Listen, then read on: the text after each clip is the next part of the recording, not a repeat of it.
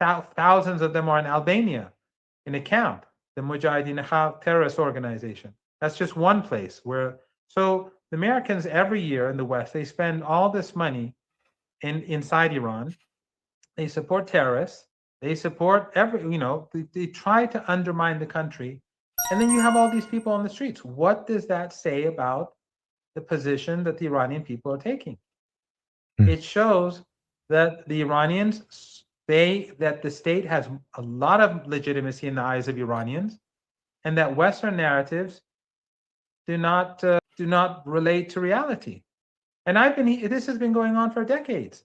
I mean, every few years, or if there's a riot or something, they'll say the regime is falling and the regime this and the regime that. And then when I say it's not happening, they say, well, you're just a mouthpiece of it. As Farid Zakaria once called me, a mouthpiece of a dying regime. He said that 16 years ago. So, that's how it is. The so-called regime has been dying for decades, but it's still around, and you have all these people on the streets. But they won't acknowledge this because it will destroy their narrative. The narrative that the Zionists want, that the neocons want to increase. And this whole thing was a conspiracy. On day one, we saw a sudden fall in the currency. I don't know how much it fell, 30%, 40%. I don't know. I mean, I don't follow the currency rate and things like that. But there was a sudden drop. The next day, understandably, you had business people on the streets, a few thousand or a few hundred, I don't know the numbers. But peaceful. They walked around. There were no arrests. There were no beatings.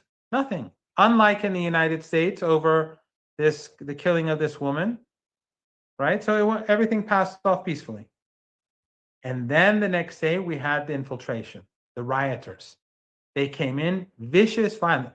Over 100 police officers or officers of the law, let me put it that way, were murdered in these last few days. And they murdered a nurse.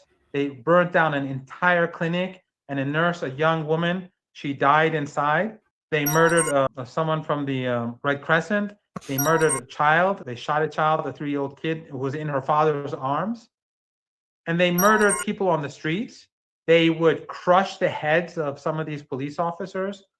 They cut off their heads. They burnt 2 young men alive. They trapped them in a mosque, and they kept throwing Molotov cocktails, and they burned them alive.